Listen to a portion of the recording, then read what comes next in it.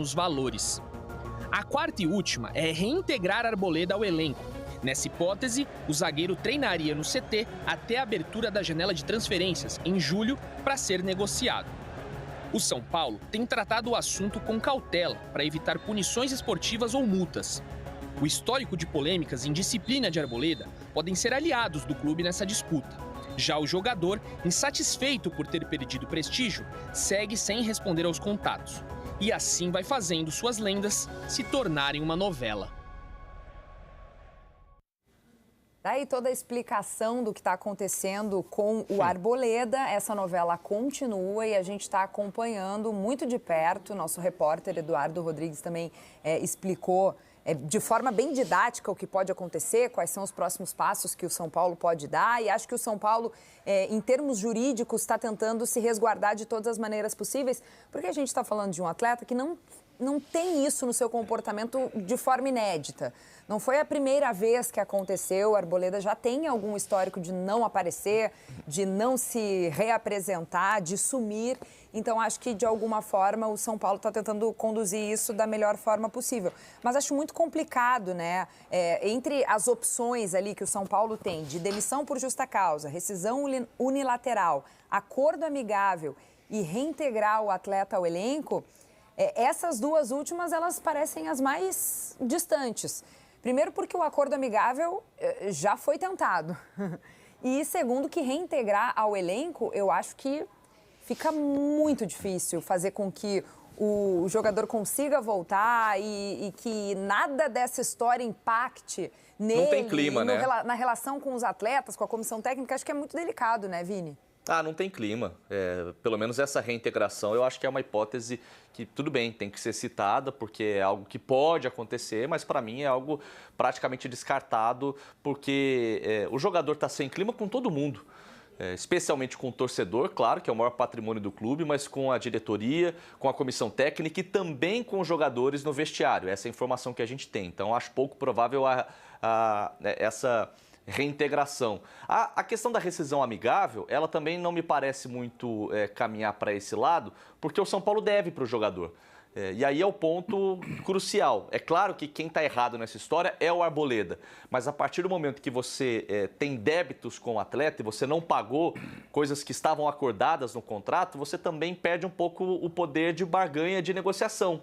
Se você está com tudo em dia e o teu funcionário simplesmente abandona o emprego, você tem muito mais poder na hora de entrar na justiça, né, na hora de sentar na mesa com os advogados para negociar, porque o São Paulo deve, acho que, algo em torno de 20 milhões de reais para o Arboleda, de luvas não pagas, de direitos de imagem que estão atrasados. Então, qual foi a primeira tentativa do Arboleda e do staff dele, da equipe jurídica do Arboleda? Foi dizer, olha, sabe aquela grana que você me deve? Não precisa me pagar e eu não volto. O São Paulo falou, não, pera lá.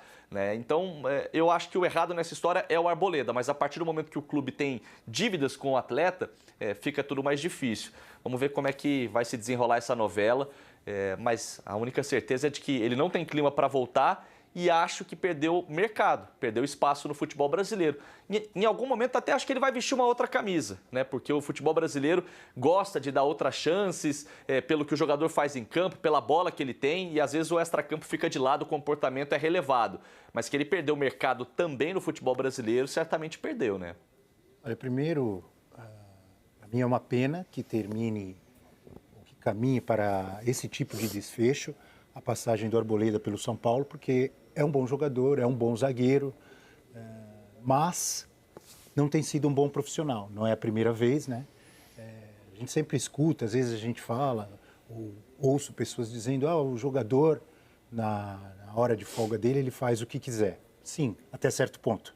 Não só o jogador, qualquer um de nós. Até porque tem algumas restrições em contrato, inclusive, né? De coisas que o jogador não pode ou não deve fazer no seu momento de folga, no seu período de descanso. E a partir do momento que aquilo que você faz no seu período de folga, no seu descanso, vai te afetar negativamente na sua vida profissional, você não pode fazer. Isso não é só um jogador de futebol. Nós mesmos, jornalistas, um piloto de avião, um médico, qualquer um.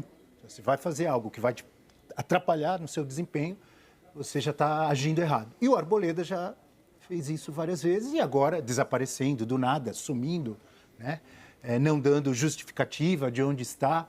está descumprindo as regras, está descumprindo o que ele tem de fazer como um atleta, como um funcionário do São Paulo Futebol Clube. Então, repito, é um bom jogador, mas que traz muitos problemas extra-campo e que, pelo jeito, não está mais afim mesmo de vestir a camisa do São Paulo. Então, concordo com vocês que vai ser difícil ter um acordo amigável, vai ser difícil, está cada vez mais difícil que termine com um acordo amigável ou que ele seja reintegrado ao elenco. Ele está deixando claro que ele não está mais afim de jogar no São Paulo. Em relação ao mercado, eu penso um pouco diferente do Vini. Sabe por quê, Vini? Porque, infelizmente, no Brasil, esse tipo de atleta, de jogador, ele acaba sendo abraçado por vários outros clubes. Ele arruma problema, está arrumando um problemão lá no São Paulo. Ah, mas ele tem qualidade como jogador, etc e tal. Imagina o marketing que vai ser trazer um jogador da seleção equatoriana, de Copa do Mundo, tarará. Faz sentido. A gente arruma ele aqui, vamos trazer. Isso já aconteceu, infelizmente, com vários outros jogadores. Eu digo infelizmente... Que até cometeram crimes, né? Faz todo sentido. Que depois voltaram para clubes como se nada tivesse acontecido. Faz todo sentido mesmo. Exatamente. Quando eu falo infelizmente, não é que eu estou torcendo ou que eu acho que ele tem que ser condenado para sempre, tem que acabar e ele não pode ter mais chance em clube nenhum. Não, acho que todo mundo tem o direito de tentar se recuperar, de tentar melhorar, de tentar mudar o seu jeito de agir como profissional, como atleta de futebol. Se o Arboleda está errando, ele tem que ter oportunidades de melhorar. A única coisa que eu estou dizendo é que eu não acredito que o mercado se feche tanto. Né? Pode até ser, alguns, por exemplo, no Palmeiras eu acho mais difícil. Por exemplo, estou dando um exemplo prático do que eu penso. Não pelo futebol. O Arboleda tem futebol para jogar no Palmeiras. Porque no Palmeiras, com o Abel Ferreira, com o pensamento que o Palmeiras tem de profissionalismo, de dedicação, etc. e tal, é difícil um jogador como o Arboleda ser aceito. Pode até ser aceito, mas a partir do momento que ele começar a pisar na bola, não aparecer, tarará, primeira coisa, a gente tem exemplos claros, já aconteceram no Palmeiras. Primeira coisa que o Abel Ferreira e a comissão técnica dele vão fazer é, tchau, aqui não. Aqui é treino todo dia, dedicação nos jogos, etc, etc, etc, etc. E o que você faz fora do campo, sim. Importa. Importa. Tanto que eles controlam sono, estou falando do Palmeiras, mas vários clubes pelo mundo, né? Controla sono, controla percentual de gordura do jogador. Não é verdade, Vini? Isso Sem em grandes dúvida. clubes, no Manchester City, com o Guardiola, no Palmeiras, com o Abel Ferreira. Porque assim, muitas vezes, o jogador trabalha com o corpo, com a mente, e ele tem que se dedicar ao futebol. Faz o que quiser na hora de folga, fora do campo. A partir do momento que não influencie no seu desempenho em campo. Muito bem, deixa eu dizer para vocês que o próximo compromisso do São Paulo pelo Campeonato Brasileiro é já amanhã, jogo contra o Vasco em São Januário, sem o Arboleda. O Roger Machado vai colocar a equipe em campo, também muito de olho em dar prioridade ao Campeonato Brasileiro. O São Paulo é o terceiro colocado com 20 pontos. Jogou essa semana, conseguiu vitória na Sul-Americana e também está levando em conta que é uma competição muito importante a Sul-Americana. Então vai ter que dosar, achar um equilíbrio entre dar o descanso para os jogadores que ajudaram, né, ao time a ficar 100% nessa competição continental, mas também manter os bons resultados no Campeonato Brasileiro, na Liga Nacional. Bora falar um pouquinho do Vasco, minha gente. Pitaquinho aí de vocês sobre essa oscilação do Vasco. É um time que começou muito bem com o técnico Renato. A gente lembra que ele falou várias vezes, né? E nós debatemos muito sobre isso, o fato de ter conquistado 10 pontos em 12 disputados. Então, foi um começo muito empolgante. Mas agora, o Vasco chega num momento em que dá algumas tropeçadas e aí o torcedor já começa a ficar um pouquinho na bronca. Vai ter esse desafio em casa contra o São Paulo. É um jogo legal para dar uma resposta, Abel. O meu pitaco é muito simples, básico e direto. O Vasco não vai ganhar todos os jogos. Ele não tá, nem o Palmeiras e Flamengo, que são os melhores times, ganham todos os jogos. Então é normal ter uma oscilação. Realmente, quando chegou o Renato no lugar do Fernando Diniz, teve uma arrancada espetacular ali de vitórias, de bons resultados, vitórias até de virada, né? Com bom futebol, principalmente ali com o Andrés Gomes, com o Cuiabano, com o Thiago Mendes, aquele meio de campo que ele colocou ali, Hugo Moura, Tietê, Thiago Mendes, enfim, o Vasco dando resposta. Mas é normal o time oscilar, como tem oscilado agora, né? Não só no Campeonato Brasileiro, mas também na Sul-Americana, porque, vamos ser repetitivos, é um início de trabalho de um clube que acaba de trocar de treinador no meio da temporada, tem jogadores jovens, tem jogadores recém-contratados, é natural que o time tenha algum tipo de oscilação. Claro que o torcedor do Vasco não quer isso, ele quer o Vasco ganhando todos os jogos. Ele quer que essa sequência maravilhosa do Renato seja eterna, continue o Vasco, mas é normal, vai oscilar, tem outros bons times. Vamos ver como o Vasco se comporta nesse jogo amanhã diante do São Paulo. Nos últimos jogos ele já veio escalando o Johan Rojas, né? Porque o lado esquerdo, pelo menos na minha visão, ele está mais consolidado, com o Andrés Gomes jogando muito bem, o Cuiabano também, enfim. E no lado direito ele vem tentando, jogava o Nuno Moreira, agora o Rojas, que, como eu dizia, é um jogador estrangeiro, jovem, está há pouco tempo aqui no futebol brasileiro, no Vasco, então é normal que tenha um período de adaptação. Total. Mas é um bom jogador, na minha opinião, com boa finalização, com bom toque de bola e pode, de repente, vingar aí nesse time do Vasco. Agora, a oscilação, na minha visão, é natural. E preocupa, né? Só para dizer aqui para a nossa audiência, o time que conseguiu esses 10 pontos em 12 disputados, agora vem de uma sequência de 5 jogos sem vencer, 3 pelo Brasileirão, 2 pela Sul-Americana. Vai tentar retomar o caminho das vitórias amanhã contra o São Paulo no Campeonato Brasileiro. E agora a gente vai conhecer um pouco melhor a história de um vascaíno quase centenário. A gente mostra para você. Quanta coisa já passou por esses olhos quase centenários. Alcir é memória viva e é apaixonado por um clube.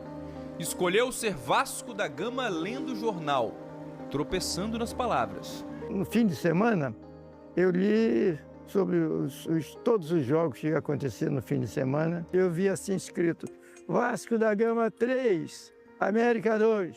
Eu disse, vamos ser Vasco. Mas eu passei a ser Vasco por causa da Gana, porque o Gama para mim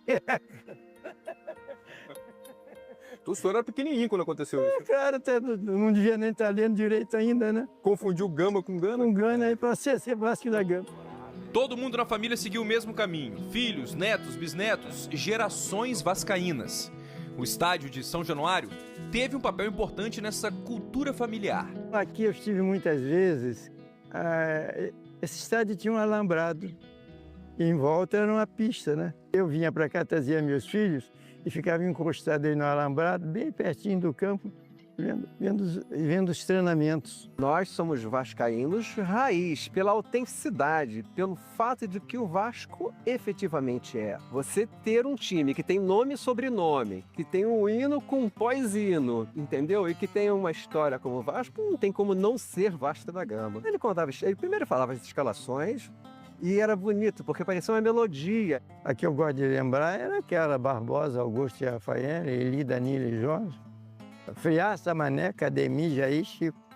Alcir é mais velho do que São Januário. Ele nasceu em fevereiro de 1927 e o estádio foi inaugurado em 21 de abril do mesmo ano. Ano que vem, os dois completam 100 anos. Por isso, pertinho do aniversário de 99 anos de São Januário, Alcir foi dar um passeio no museu. Ouvir sobre como o clube ergueu o estádio naquela época. O Vasco sai de 2.000 sócios para mais de 10.000. Esse movimento inédito no Brasil, em termos associativos, ajuda a impulsionar a construção do estádio. Relembrou os tempos do Expresso da Vitória como título sul-americano de 1948 e matou saudade também de um dos maiores ídolos vascaínos dele, Ademir de Menezes, o terceiro maior artilheiro da história do clube. Alcir continua frequentando São Januário em jogos também. Tá firme e forte, preparado para o futuro, sem esquecer o passado. Eu quero ver um estádio maior, porque a torcida merece um estádio maior, entendeu? Mas está guardado em minha memória essa maravilha que é São Januário. Com essa frente, essa entrada, né, maravilhosa, que eu acho que isso não vai ser mexido, né? É isso que eu tenho para dizer. E essa memória quase centenária guarda muita coisa. Amanhã vai estar de olho no Vasco contra o São Paulo, jogo em São Januário, para tentar retomar o caminho das vitórias. A torcida está querendo e muito isso. Gente, na Libertadores da América, a gente vai falar um pouquinho agora de Palmeiras, que venceu o Sporting Cristal e assumiu a liderança do grupo.